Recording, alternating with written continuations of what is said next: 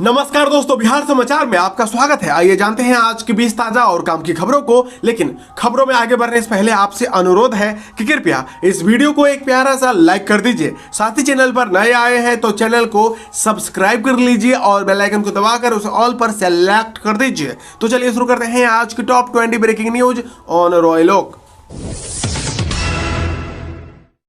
राज्य में छोटी छोटी नदियों को जोड़ने की योजना बनेगी। इसको लेकर मुख्यमंत्री नीतीश कुमार ने पदाधिकारियों को निर्देश दिया कि नदियों को जोड़ने की योजना बनाएं और इसका व्यवहारिक आकलन कराएं। छोटी नदियों के आपस में जुड़ने से जल संरक्षित रहेगा और लोगों को सिंचाई में भी सुविधा होगी। मुख्यमंत्री ने शुक्रवार को एक अन्य मार्ग स्थित संकल्प में वीडियो कॉन्फ्रेंसिंग के माध्यम से जल संसाधन विभाग की महत्वपूर्ण परियोजनाओं की समीक्षा की और पदाधिकारियों को कई निर्देश दिए। टीबी के मरीजों की जांच के लिए अब बलगम नहीं, खांसी के आवाज के सैंपल लिए जाएंगे। सरकार ने एडवांस टेक्नोलॉजी का इस्तेमाल करते हुए फील्डी ऐप नाम से मोबाइल ऐप तैयार किया है।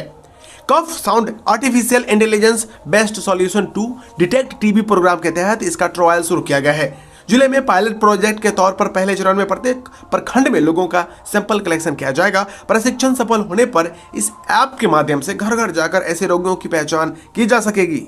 रोगियों की पहचान होने पर प्रोत्साहित कर सफल इलाज कराने वाले ट्रीटमेंट सपोर्टर को 1000 रुपये प्रोत्साहित राशि, जबकि टीबी से संक्रमित मरीजों को पोषण योजना के तहत 500 रुपये कोर्स पूरा करने तक दिया जाएगा। बिहार लोक सेवा आयोग यानी बीपीएससी ने 67वीं संयुक्त सिविल सेवा परीक्षा के तहत वैकेंसी की संख्या एक बार फिर बढ़ा दी है। इस बार वैकेंसी की संख्या में 4 पदों का इजाफा किया गया है। इनमें बिहार मद्य निषेध उत्पाद एवं निबंधन विभाग के अवर निबंधक, संयुक्त अवर निबंधक के 2 पदों और अधीक्षक मद्य निषेध के 2 पदों को शामिल किया गया है। बीपीएससी 67वीं संयुक्त सिविल सेवा परीक्षा के तहत 2 पदों की संख्या में 6ठी बार इजाफा किया गया है। अब बीपीएससी 67वीं में रिक्त पदों की कुल संख्या बढ़कर 802 हो गई है। सड़क से जुड़ी परियोजनाओं के लिए केंद्र सरकार छोटे निवेशकों से भी पैसे जुटाएगी। केंद्रीय सड़क एवं परिवहन मंत्री नितिन गडकरी के मुताबिक किसान, खेत मजदूर, कांस्टेबल, क्लर्क और सरकारी कर्मचारियों से भी पैसे जुटाए जाएंगे। केंद्रीय मंत्री नितिन गडकरी ने कहा है कि सरकार सड़क जैसी ढांचागत परियोजना के निर्माण के लिए विदेशी निवेशकों से राशि नहीं लेगी और छोटे निवेशकों से ही रकम जुटाएगी। उन्होंने कहा कि सरकार ढांचागत परियोजनाओं के लिए प्रति वर्ष 8% के सुनिश्चित रिटर्न पर 1 लाख रुपए लगाने के इच्छुक छोटे निवेशकों से धन जुटाएगी। गडकरी ने कहा कि मैं अमीरों को और अमीर नहीं बनाना चाहता, उनके बजाय मैं किसानों, खेत मजदूरों, कांस्टेबलों, क्लर्कों और सरकारी कर्मचारियों से पैसा इकट्ठा करूंगा। पेंशनर्स के लिए बेहद जरूरी खबर है। अगर आप भी पेंशन भोगी हैं तो आप जल्द से जल्द अपना जीवन प्रमाण पत्र जमा करा दें, वरना बाद में परेशानी बढ़ जाएगी। जीवन प्रमाण पत्र जमा कराने की अंतिम तिथि 28 फरवरी 2022 है। पहले लाइफ सर्टिफिकेट जमा कराने की अंतिम तिथि 31 दिसंबर 2021 थी, जिसे बाद में बढ़ाकर 28 फरवरी कर दिया गया है। बता दें कि सरकारी कर्मचारी यानी पेंशनर्स को बिना किसी रुकावट के अपनी पेंशन पाने के लिए हर साल अपना जीवन प्रमाण पत्र जमा करने की आवश्यकता होती है। इसी आधार पर आपको अगले साल पेंशन मिलती है। केंद्र सरकार ने कहा है कि अगले 6 महीने में ई पासपोर्ट जारी करने की प्रक्रिया शुरू कर दी जाएगी। विदेश मंत्री एस जयशंकर ने सदन को यह जानकारी दी है। आपको बता दें कि वित्त मंत्री निर्मला सीतारमण ने अपने बजट भाषण में चिप आधारित ई पासपोर्ट जारी किए जाने की घोषणा की थी। सरकार के अनुसार ई पासपोर्ट में स्मार्ट कार्ड प्रौद्योगिकी है, जिसमें एक रेडियो फ्रीक्वेंसी आइडेंटिफिकेशन चिप लगी है। चिप की विशेषताएं अंतर्राष्ट्रीय नागर विमानन संगठन, जो संयुक्त राष्ट्र की एक विशेषता प्राप्त एजेंसी है, जो ई पासपोर्ट सहित अंतर्राष्ट्रीय यात्रा दस्तावेज के मानकों को परिभाषित करती है। इसमें कागज और चिप दोनों पर जानकारी होगी। कोरोना की तीसरी लहर में अब स्कूल खोलने की तैयारी लगभग पूरी हो गई है। बिहार सरकार रविवार यानी 6 फरवरी को नई गाइडलाइन जारी करेगी। स्कूल खोलने के साथ बाजारों में रात 8 बजे की पाबंदियों को भी घटाया जा रहा है। कोरोना की नई गाइडलाइन के साथ अब आम लोगों को कई तरह की राहत देने की तैयारी चल रही है।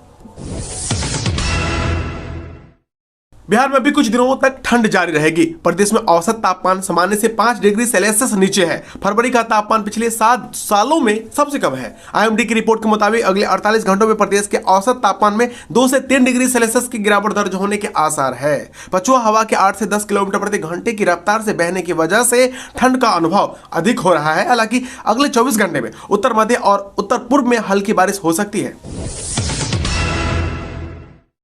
नवनियुक्त दरोगा और सार्जेंट इसी महीने से बुनियादी प्रशिक्षण के लिए पुलिस अकादमी जाना शुरू कर देंगे। पुलिस अकादमी ने इन्हें अकादमी में योगदान कराने के लिए पुलिस मुख्यालय को पत्र लिखा है। 28 फरवरी से 15 मार्च तक के बीच इन्हें योगदान देना होगा। अकादमी पहुंचने पर इन्हें कोरोना की RT-PCR जांच रिपोर्ट और वैक्सीनेशन सर्टिफिकेट भी लेकर आना होगा। RT-PCR रिपोर्ट योगदान की तिथि से 1 सप्ताह पूर्व तक का होना चाहिए। बिहार के सारण जिले के कालूघाट में करीब 78 करोड़ रुपए की लागत से बंदरगाह बनेगा। अगले साल दिसंबर तक इसका निर्माण करने का लक्ष्य है। यह बंदरगाह शुरू होने से कोलकाता बंदरगाह से कार्गो जहाज व्यापारिक वस्तुओं को लेकर यहां से होकर नेपाल जा सकेंगे। शनिवार को इसका शिलान्यास केंद्रीय जहाजरानी मंत्री सर्बानंद सोनोवाल वह केंद्रीय पर्यावरण, वन एवं जलवायु परिवर्तन तथा उपभोक्ता मामले, खाद्य एवं सार्वजनिक वितरण राज्य मंत्री अश्विनी कुमार चौबे ने पटना के गायघाट से किया। पंजाब नेशनल बैंक के ग्राहकों के लिए बेहद ही जरूरी खबर है। दरअसल पीएनबी ने 3 फरवरी 2022 से अपने बचत खातों पर ब्याज दर को घटा दिया है। पंजाब नेशनल बैंक ने अपने बचत खाते पर 10 लाख रुपए से कम की ब्याज दर को घटाकर 2.75% प्रति वर्ष कर दिया है। यानी अब 3 फरवरी से पीएनबी बचत खाते में 10 लाख रुपए से कम सेविंग फंड अकाउंट बैलेंस के लिए ब्याज दर 2.75% सालाना होगा। वहीं 10 लाख रुपया और इससे ज्यादा के बैलेंस के लिए ब्याज दर 2.80% सालाना होगी। 7 निश्चय के तहत हर घर नल का जल योजना को पूरा करने में गांवों ने शहरों को भी पीछे छोड़ दिया है। लक्ष्य के विरुद्ध नल जल का घरों में कनेक्शन देने को लेकर शहरी और ग्रामीण क्षेत्रों की रिपोर्ट बिहार विकास मिशन ने जारी की है। गांव में लक्ष्य के अनुरूप 100% तो शहरों में 94% उपलब्धि हासिल हुई है। दिसंबर 2021 तक के प्रदर्शन के आधार पर जिलों की रैंकिंग भी मिशन ने जारी की है। हालांकि लक्ष्य पूरा होने के बाद भी नए घरों में कनेक्शन दिए जाने का कार्य जारी है। राजद प्रमुख लालू प्रसाद यादव के बारे में तेज प्रताप यादव ने पटना में LR rice and multigrains limited की लॉन्चिंग अपने सरकारी आवास पर की। इस मौके पर उन्होंने कहा कि केंद्र और बिहार सरकार लगातार युवाओं का रोजगार छीन रही है, बेरोजगारों को रोजगार नहीं दे रही है। उन्होंने ठान लिया है कि अब किसानों और युवाओं के लिए काम करेंगे। उनकी कंपनी से किसानों को बड़ा फायदा होगा और युवाओं के लिए रोजगार के बड़े अवसर खुलेंगे। इस दौरान तेज प्रताप ने वीडियो कॉन्फ्रेंसिंग पर अपने पिता और राजद सुप्रीमो लालू प्रसाद यादव को भी शामिल किया। उनसे भी शुभकामनाएं ली।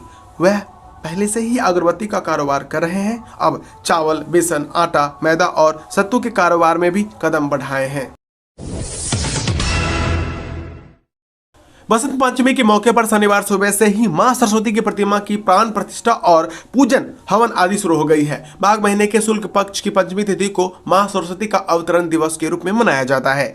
बिहार की राजधानी पटना में इस बार सरस्वती पूजा सादगी से मनाई जा रही है। कोरोना संक्रमण को देखते हुए सांस्कृतिक कार्यक्रम नहीं हो रहे हैं, ना ही विसर्जन जुलूस निकलेगा। इसका अनुपालन कराने के लिए पटना के चप्पे चप्पे पर पुलिस तैनात किए गए हैं। जिले में 100 मजिस्ट्रेट की तैनाती की गई है और 2500 अतिरिक्त पुलिस बल लगाए गए हैं। केंद्र सरकार ने कोविड रोधी टीके कॉर्बोवैक्स की 5 करोड़ खुराक खरीदने के लिए बायोलॉजिकल ई को ऑर्डर दे दिया है और खुराक की कीमत कर सहित 145 रुपये है। आधिकारिक सूत्रों ने शनिवार को यह जानकारी दी है। सरकार को अभी यह तय करना है कि यह टीका किस वर्ग के लाभार्थियों को दिया जाएगा। हालांकि सूत्रों की माने तो तकनीकी समूहों और स्वास्थ्य मंत्रालय के टीकाकरण विभाग में एहतियाती खुराक के दायरे का विस्तार करने के बारे में चर्चा चल रही है, जो फिलहाल स्वास्थ्य कर्मियों और अग्रिम पंक्ति के कर्मचारियों के अलावा वरिष्ठ नागरिकों को दी जा रही है। भागलपुर नेशनल हाईवे का जंक्शन बनता जा रहा है। पूर्वी बिहार से गुजरने वाले तमाम NH की सड़कें भागलपुर में आकर जुड़ रही हैं। भागलपुर में फिलहाल 2 NH गुजरता है, लेकिन निकट भविष्य में 4 अन्य NH भी गुजरेगा। इससे भागलपुर से देश के किसी भी कोने में सड़क मार्ग से आने जाने में सहूलियत होगी। केंद्र सरकार की 2 महत्वपूर्ण सड़क योजनाएं भागलपुर होकर ही गुजर रही हैं। NH अभियंताओं ने बताया कि संभवतः बिहार में भागलपुर पहला जिला होगा जहां से 5 साल बाद करीब 6 NH गुजरेंगे। भारत नेपाल के सीमाई इलाके में खासतौर से नो मैंस लैंड इन दिनों 24 घंटे कड़े पहरे में कर दिया गया है। दरअसल बड़ी संख्या में एसएसबी जवानों की यूपी व अन्य राज्यों के चुनाव में चले जाने के बाद नेपाल के कुछ इलाकों में चीनी हलचल तेज हो गई है। सुरक्षा एजेंसियों को जैसे ही इसकी भनक लगी है, पहरा कड़ा कर दिया गया। फोर्स की कमी का फायदा कोई न उठा सके, इसके लिए कई अन्य तरह की पाबंदियों के अलावा 31 मार्च तक जवानों की छुट्टी पर भी रोक लगा दी गई है। अररिया, सुपौल, मधुबनी के इलाकों में पड़ने वाले इंडो नेपाल बॉर्डर पर विशेष ध्यान रखने के साथ साथ आवाजाही पर नजर रखने को लेकर 24 घंटे निगरानी की जा रही है।